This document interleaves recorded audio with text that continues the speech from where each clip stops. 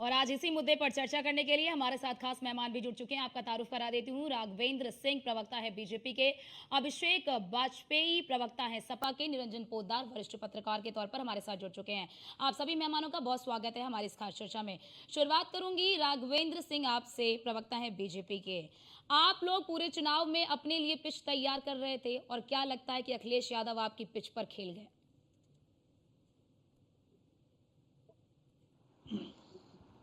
विचारधारा आधारित राजनीतिक दल है। हम लोगों को अन्य दलों से ज्यादा मेहनत करनी पड़ती है।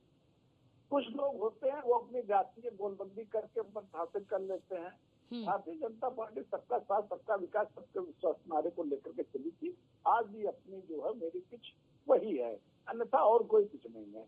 मुझे ये कहने में बड़ा संतोष हो रहा है आज की तारीख में भारतीय जनता पार्टी के नेता उत्तर प्रदेश के मुख्यमंत्री चाहे योगी आदित्यनाथ हो, चाहे देश के प्रधानमंत्री नरेंद्र मोदी, उनकी विश्वसनीयता और उनकी लोकप्रियता में किंचित मात्र में कोई ऐसी कमी नहीं आई है जिसको लेकर के भारतीय जनता पार्टी चिंता करे। तो हाँ, हमारा 1-8% गिरा है, ये भी बात सही है। उत्तर प्रदेश में हमारी जो है जितनी सीटें आनी चाहिए उतनी सीटें नहीं आई है।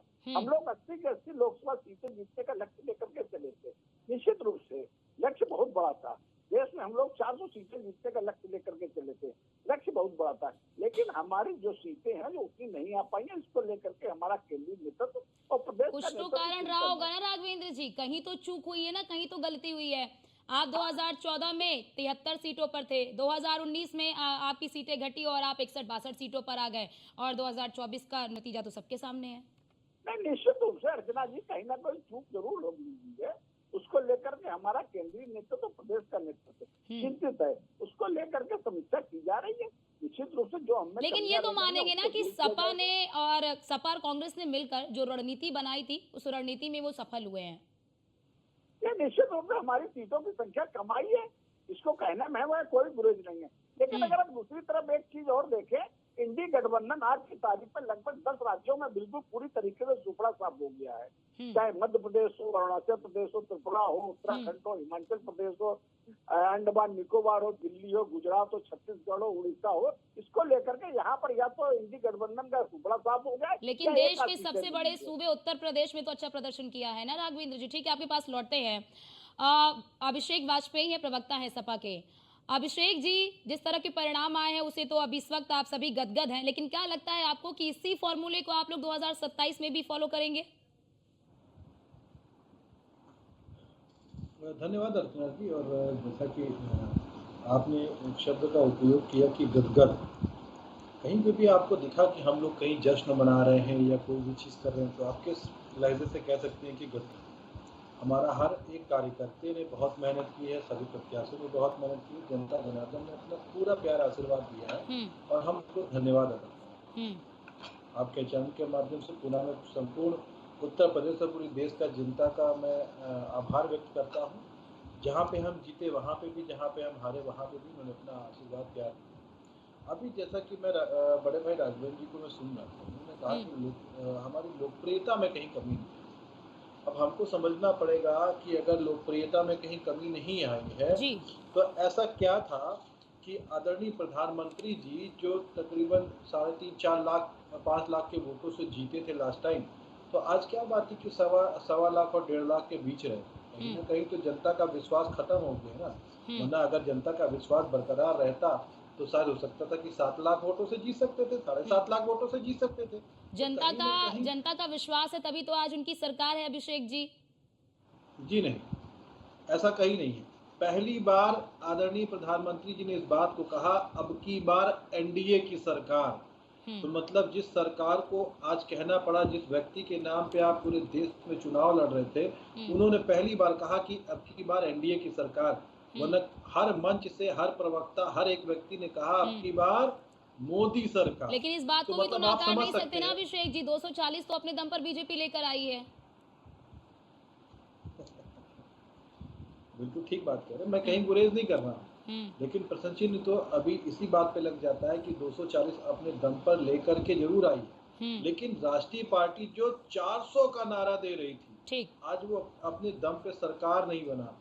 ठीक है। एनडीए नीतीश नायडू अब आप समझ ही सकती हैं आगे की चीज़। ठीक है, तो मैं ठीक है, बहुत ज़्यादा चीज़ों को कहूँगा नहीं। ठीक है। तो बैसाखी के सहारे चल रही है, बहुत ज़्यादा दिन चलने वाली नहीं है। वापस से वो कहाँ जाएँगे सबको पता है, लेकिन अभी गले ठीक है, लगा ली तो अभिषेक जी कोई मैंने दिक्कत पूछा था नहीं। आपको आपसे कि 2027 में भी क्या आप इसी पद चिन्हों पर आगे बढ़ेंगे? क्या इसी फ़ॉर्मूले पर आगे बढ़ेंगे? आपने उसका जवाब नहीं दिया। ठीक है, आपके पास नहीं, लौटते हैं। मैं जी। एक तो मैं नहीं, नहीं, नहीं मैं आपके प्रश्न का उत्तर दे दूँ। जब आप इस बात को कह रही हैं, तो हम बिल्कुल पीटीए के फ़ॉर्मूले पर आगे बढ़ रहे हैं, हुँ, जिसमें आधा अगड़ा और आधा पिछड़ा वगैरह हुँ, सभी सम्मिलित हैं इसमें हुँ। और उन्हीं को लेकर के जनता के मुद्दों की बात कर रहे हैं। वापस से हमारी एक यात्रा चालू होने वाली है, मैं उस यात्रा का नाम नहीं लूँगा, जहाँ पे हमने जो काम किया आदरणीय अखिलेश यादव जी के संदेश और बाकायदा उन्होंने जो काम किए थे उन ठीक, कामों को लेकर के जन-जन तक जाएँगे, हर एक-एक घर में उनके कामों को बताएँगे, उन्हीं ठीक के है, रूप में आगे बढ़ेंगे। ठीक है। निरंजन पोद्दार जी भी हमारे साथ वरिष्ठ पत्रकार के तौर पर जुड़े हुए हैं। निरंजन जी, क्या आपको लगता है कि 2014 में जब बीजेपी पहली बार उसने अपना सूखा खत्म किया उत्तर प्रदेश में, तो साफ तौर पर एक रणनीति बनाई गई थी और उस रणनीति का एक बड़ा हिस्सा बीजेपी का ये था कि गैर यादव ओबीसी और गैर जाट दलित को साधने के लिए एक सशक्त रणनीति बनाई गई थी और 2014 और 2019 का परिणाम सबके सामने। क्या आपको लगता है यहाँ पर ये चूक हुई है और बड़ी संख्या में यानी कि अगर बात कर ले ओबीसी वर्ग का और दलित वर्ग का ये बड़ा वोट बैंक बीजेपी से छिटक कर सपा में चला गया? देखिए अर्चना जी, मैं शुरुआत करूंगा। आप बात कर रही हैं 2014 और 2019 की। मैं शुरुआत करूंगा 2002 से, क्योंकि उत्तर प्रदेश जिस तरीके से पूरे हम्म, भारत के लिए राजनीति की एक प्रयोगशाला कहा जाता है, हम्म, और यहाँ उत्तर प्रदेश के अंदर एक आपको खास बात और चीज देखेगी, और वो ये चीज है कि कोई भी फॉर्मूला यहाँ पे 5 साल, पाँच साल, 7 साल, 8 साल, 10 साल से ज्यादा कोई फॉर्मूला यहाँ पे किसी के लिए भी बहुत फलीभूत नहीं हुआ। हम्म, चाहे उसके अंदर अगर हम बहुजन समाज पार्टी के उस समय की बात करें, जब काशीराम जी ने बहुजन समाज पार्टी की उत्तर प्रदेश के अंदर एक हिसाब से समझ लीजिए राइज किया था, या उत्तर प्रदेश के अंदर बहुजन समाज पार्टी को स्थापित किया था, उस समय कहीं ना कहीं केवल दलित समाज का साथ लेते थे। उसके बाद में आपने देखा होगा, मैं बात करता हूँ 2007 के अंदर, 7 के हम्म, आता हूँ, हम्म, 7 के अंदर मायावती जी ने एक फार्मूला निकाला जिसको हमने नाम दिया था सोशल इंजीनियरिंग। यानी कि सीधी सी बात आपको मैं बताऊं कि जो दलित और पिछड़े हैं वो बहुजन समाज पार्टी की एसेट है,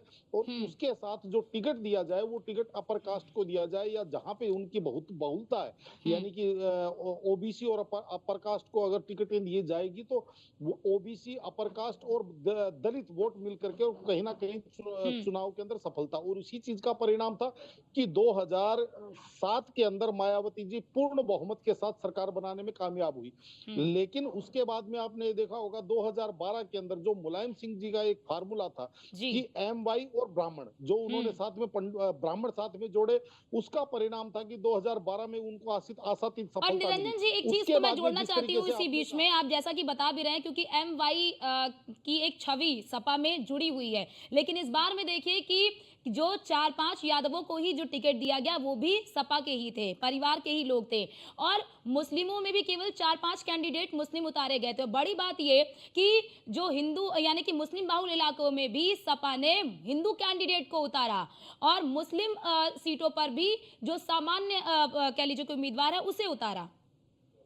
निश्चित रूप से अर्चना जी, मैं वहीं तक पहुंच रहा था, और हम्म, इसके अंदर मैं थोड़ा सिलसिलावार चल रहा था। तो 2012 के अंदर इनको सफलता मिली। 2014 में जब भारतीय जनता पार्टी ने अपने आप को उत्तर प्रदेश की राजनीति के अंदर पुनर्स्थापित किया, मैं पुनर्स्थापित इसलिए बोल रहा हूं क्योंकि जो बीच का जो 15-20 वर्ष का जो काल था, वो हम्म, कहीं ना कहीं भारतीय जनता पार्टी के लिए उत्तर प्रदेश में तीसरे या चौथे नंबर की पार्टी के रूप में देखा गया। हम्म, लेकिन 2014 के बाद में जिस तरीके से भारतीय जनता पार्टी ने वहां पे, जिसको कहते हैं एक राष्ट्रवाद और एक जिसको हिंदुत्व और हम्म, एक सांस्कृतिक राष्ट्रवाद तथा दलितों को अपने साथ संगठित किया, और उत्तर प्रदेश के अंदर एक पूर्ण बहुमत की सरकार बनाई 2017 के अंदर, और उसके बाद में 2022 में भी विधानसभा के अंदर सरकार बनाई, 2019 का लोकसभा चुनाव भी जीता। हम्म, लेकिन 2024 के लोकसभा चुनाव की बात करें तो भारतीय जनता पार्टी अपने उसी 2014 वाले फार्मूले को अपनाती हुई दिखी, और इनका एक सबसे बड़ा जो मुझे कमी नजर आई वो ये नजर आई कि ये जो जिस तरीके से मोदी और योगी के नाम पे इतने ज्यादा मेरे हिसाब से अति आत्मविश्वास के अंदर है हाँ, कि इनको ऐसा लगने लग गया कि जनता अपने आप निकलेगी और मोदी और योगी के नाम पे अपने आप वोट दे देगी। निर्भर हो कहीं जाना। भारतीय जनता पार्टी के निरंजन जी, आपको जो भी लगता है कि निर्भर हो अर्चना जाना? जी, मैं कंप्लीट कर दूं उसके बाद जी। में आप पूछिएगा प्लीज। हुँ, तो मेरा कहने का तात्पर्य ये है कि लोग, मेरी कई भारतीय जनता पार्टी के वरिष्ठ नेताओं से बात होती थी, वो ये कहते थे अब हमारे यहाँ टिकट मायने नहीं रखती, अब हमारे यहाँ प्रत्याशी मायने नहीं रखता, अब हमारे यहाँ जो वोट आता है वो मोदी और योगी के नाम पे आता है। और हुँ, यहीं पे अखिलेश यादव जी ने एक बड़ा हुँ, चतुराई भरा फैसला किया, हुँ, जिस फैसले की अभी आपने भी चर्चा की कि जी, पीडीए, और पीडीए के अंदर उन्होंने जिस तरीके से दलितों को और दलितों को और अन्य जातियों को, इसका उदाहरण आप इसी से भी लगाइए कि जो जनरल सीटें हैं वहां हुँ, से भी उन्होंने दलितों को टिकट दिया और बिल्कुल। एससी हुँ, समाज को आगे लेकर के आए। और हुँ, यहाँ पे यादवों को और मुस्लिमों को उनको वोट के लिए इस्तेमाल किया, लेकिन टिकट के रूप, प्रत्याशियों के रूप में उनको कहीं ना कहीं पीछे रखा। तो हाँ, इस तरीके से एक नई सोशल इंजीनियरिंग की इन्होंने इबारत लिखी। यानी कि लेकिन बिल्कुल। अब बिल्कुल जी, निरंजन जी, एक नई कह लीजिए कि रणनीति के तौर पर यहाँ पर सपा ने अपना कदम बढ़ाया और उनके कदम सफलता की ओर आगे बढ़े हैं। बीजेपी के हमारे साथ प्रवक्ता है राघवेंद्र जी। राघवेंद्र जी, ये जो बात निरंजन पोद्दार जी ने कही है कि अब आप लोग अति आत्मविश्वास में थे कि हमारे यहाँ प्रत्याशी मायने नहीं रखता, हमें तो योगी मोदी के नाम पर वोट मिलता है। और पूरे चुनाव में जिस तरह से आप देख भी रहे थे कि आप लोग आलोचना कर रहे थे कि सपा सीट ही कंफर्म नहीं कर पा रही है, प्रत्याशी ही कंफर्म नहीं कर पा रही है, बार बार टिकट बदल रही, तो क्या आपको नहीं लगता कि यहाँ पर आपको मंथन करने की आवश्यकता है कि आप लोग कहते हैं प्रत्याशी मायने नहीं रखता और सपा ने प्रत्याशियों को ज्यादा महत्व दिया और इसी वजह से बार बार टिकट, जिस तरह से आप भी देख रहे थे, लगातार टिकट बदला जा रहा था? नहीं, अच्छा कि हमने ऐसा कहीं नहीं कहा कि प्रत्याशी हम्म, रणनीति में कहीं ना कहीं कोई चूक रही है, कुछ कमी रही है, तभी हमको अपेक्षाकृत परिणाम नहीं मिले हैं। हमारा जो है नेतृत्व इस विषय को लेकर के बहुत चिंतित है और इसको लेकर के जो कमियां हैं उत्तर प्रदेश में वो हम लोग दूर करेंगे। अगर एक ही राज्य के माध्यम से पूरे राष्ट्र का परफेक्ट देखा जाए तो हमें लग रहा है न्याय। लेकिन राघवेंद्र जी, अगर इसी फॉर्मूले को सपा और यानी कि अभी तो साफ तौर पर ही कहा जा रहा है कि कांग्रेस और सपा फिर से 2027 में भी साथ में लड़ेगी, अगर यही परफॉर्मेंस रहा तो 2027 में नहीं लगता कि बीजेपी की राहें मुश्किल हो जाएंगी उत्तर प्रदेश में? नहीं नहीं, ऐसा नहीं है। भारतीय जनता पार्टी के पास विश्वसनीय नेताओं की, लोकप्रिय नेताओं की कोई कमी नहीं है। हम लोगों ने उत्तर प्रदेश में जिस प्रकार से विकास किया है, जिस प्रकार से सुशासन के नए नए आयाम स्थापित किया, हमें पूरा विश्वास है उत्तर प्रदेश में विधानसभा चुनाव 2027 में होंगे और अगला लोकसभा चुनाव होंगे, उसमें हमारी जो भूमिका है उसका निर्वहन हम लोग बहुत बेहतर तरीके से देंगे और निश्चित रूप से हम लोकसभा का चुनाव भी जीतेंगे और उत्तर प्रदेश का आगामी होने वाला विधानसभा चुनाव।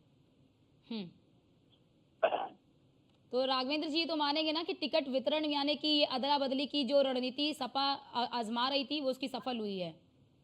नहीं, देखिए समाजवादी पार्टी ने क्या रणनीति अपनाई है, क्यों सफल हुई है, ये समाजवादी पार्टी जाने। हमें जो कमियां रही है वो भारतीय जनता पार्टी कमियां दूर करेगी। ये वही समाजवादी पार्टी है ना जो 2014 में हारी थी, 2017 में विधानसभा चुनाव हारी थी, 2019 में एक बार फिर हारी थी, 1 या 2 इनके सांसद हुआ करते थे, 2022 2004 के बाद ये सबसे बेस्ट उनका परफॉर्मेंस भी है। नहीं, देखिए ठीक। ये देखिए, कभी गाड़ी नाव पे होती है राजनीति, तो कभी नाव गाड़ी पे होती है। उत्तर प्रदेश देश की जनता ने जो मैंडेट दिया है उसको सर झुका कर स्वीकार करना चाहिए। देश की जनता ने जो हमको मैंडेट दिया है सरकार चलाने का, समाजवादी पार्टी हो चाहे कांग्रेस हो, उसको सर झुका कर स्वीकार करना चाहिए, उसका मजाक नहीं उड़ाना चाहिए। आज की तारीख में हमारा गठबंधन को पूर्ण बहुमत का गठबंधन दिया, 294 सीटें दिए, और जो एनडीए गठबंधन है उसको कितने सीटें दिए? 231।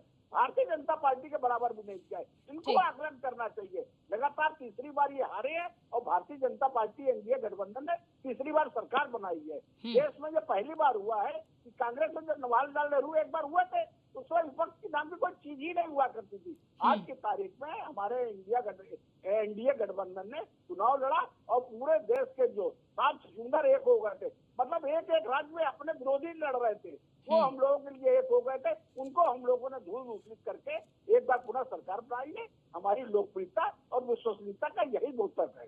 यही बताता है कि भारतीय जनता पार्टी एनडीए गठबंधन आगे आने वाले समय में कभी भी इस तरीके से झुकने वाला नहीं है जो हमारी आज की तारीख में जो हमारा।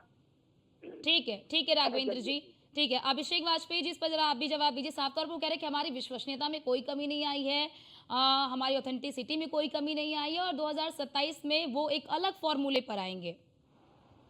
देखिए अर्चना जी, अभी वो जो भी कह रहे हैं वो ठीक है, उनको अपनी संतोषजनक बातों के लिए उनको मुबारक हो, क्योंकि वो अपने आप को सांत्वना देते हैं। हमें उससे कोई भी मतलब नहीं है। अभी तो हमारा फोकस ये है कि जो भी हमारे मौजूदा विधायक थे, जो सांसद हो गए हैं, तो अब वहाँ से जो उन्होंने इस्तीफा दिया है, जो वहाँ पे उपचुनाव होंगे, क्योंकि उन चीज़ों के रिगार्डिंग अब हमको उन पे फोकस करना है कि ज़्यादा से ज़्यादा अपने विधायकों को जिता करके लेकर के आएँ।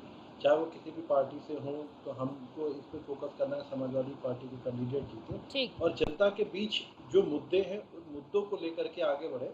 बाकी वो अपना है, क्योंकि इनके आप अक्सर पेपर में ही पढ़ रहे होंगे, और और बाकायदा आरएसएस की जो खुद की मैगजीन है बाकायदा, उसमें भी भारतीय जनता पार्टी और आरएसएस के बीच में कैसे तू मैं चल रही, वो आप सब पत्रकार लोग भी अच्छी तरीके से जानते हैं। तो हमें उस पर कुछ भी नहीं करना है। वो अपने अहंकार में डूबे रहे, तो वो अहंकार उनको अपना मुबारक हो। हमें तो जनता का काम करना है, जनता के मुद्दों पर बात करनी है। हम उन मुद्दों पर लेकर के आगे बढ़ते ठीक। हैं। बाकी उनकी चीज़ें उनको। ठीक है, ठीक है। निरंजन पोद्दार जी, क्या आपको भी लगता है जो परिणाम सामने आए हैं वो सबके सामने है, क्या आपको लगता है कि बीजेपी के वोट बैंक में सेंधमारी सपा ने बड़े पैमाने पर की है? क्योंकि देखिए निषाद वोटरों में भी सपा ने सेंधमारी की है। साफ तौर पर एक आंकड़ा भी मेरे पास है जिसमें सपा ने बीजेपी की वोट बैंक में सेंधमारी तो की है, निषाद वोटरों में जबरदस्त सेंधमारी की है। 3 निषाद को टिकट दिया जिसमें से 2 निषाद जीत गए।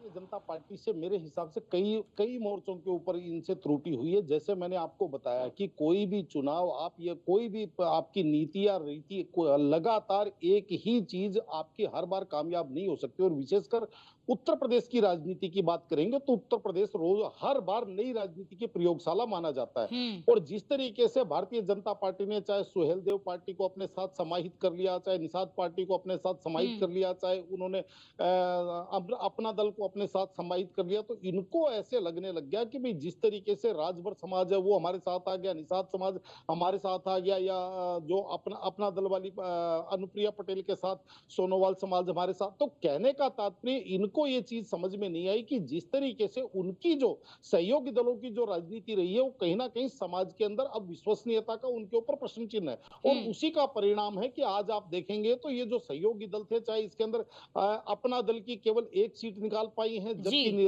संजय निषाद की पार्टी चुनाव हार गई, जबकि ओम प्रकाश राजभर के बेटे स्वयं हार गए। तो कहने का तात्पर्य इनको ये चीज समझना पड़ेगा कि इन एक ही फार्मूला सदा नहीं चलता। और दूसरी बात देखिए, एक चीज और मैं बताऊं अर्चना जी, मुझे कहने में कोई संकोच नहीं।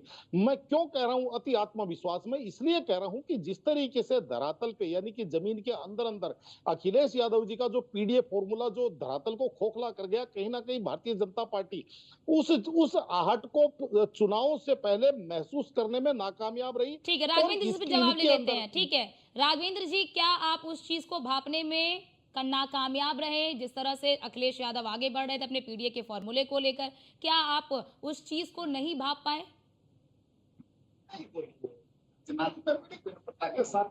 भारतीय जनता पार्टी एक राजनीतिक दल है, राष्ट्रीय राजनीतिक। समाजवादी पार्टी जिस प्रकार से एमवाई समीकरण, मतलब मुस्लिम यादव समीकरण, उस आधार पे एक लंबे समय तक राजनीति करती रही, इस समाज का कितना भला कर दिया ये आप जानती हैं। उसके बाद ये नया समूह लेकर के पीडीए गठबंधन, निश्चित रूप से उसी आधार पर इन्हें टिकट बांटा हुआ होगा। पिछड़ों को कितने दिए हैं, यादव समाज को कितने दिए हैं, अल्पसंख्यकों को कितने दिए हैं, ये बात इनके खाते में जाती है। लेकिन हम लोग जो है सबका साथ, सबका विकास, सबका विश्वास को नारे को लेकर के काम करते हैं।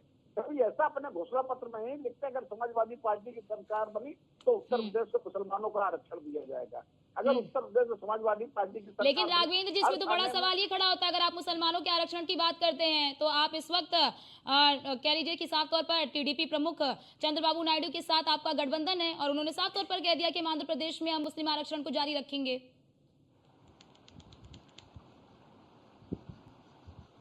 सरकार चलाएंगे, हम लोगों की ठसक के साथ सरकार चलाएगी। आप अभी तक देखिए भारतीय जनता पार्टी ने मंत्रिमंडल का जो हम लोगों ने मंत्रिमंडल बनाया है उसमें कभी भी ऐसा नहीं नजर आया है किसी राजनीतिक दल ने भारतीय जनता पार्टी को अत्यधिक दबाव बनाया है। हम लोग सर उठा के बात करने वाले नहीं है, सर झुका के बात करने वाले नहीं है, नजर से नजर मिला करके बात करते हैं। और देश के प्रधानमंत्री नरेंद्र मोदी ने ये बात कह दी है। भारतीय जनता पार्टी जो है अपना जो है एजेंडा सबका साथ, सबका विकास, सबका विश्वास और प्रखर राष्ट्रवाद, इसको लेकर के चलिए, उसमें हमें कहीं पर भी समझौता नहीं करना पड़ेगा। ठीक। और ठीक है, बहुत शुक्रिया आप तीनों का हमारे साथ जुड़ने के लिए और अपना अपना पक्ष रखने के लिए। फिलहाल अब देखना यही होगा कि 2027 के लिए किस तरह की रणनीति बीजेपी की ओर से बनाई जाती है, क्योंकि जिस तरह से अगर हम बात कर ले, बीजेपी ने जो पिच तैयार की थी, अखिलेश यादव उस पर खेल गए और क्या 2027 में भी अखिलेश यादव इसी पिच पर खेलने की तैयारी कर रहे हैं।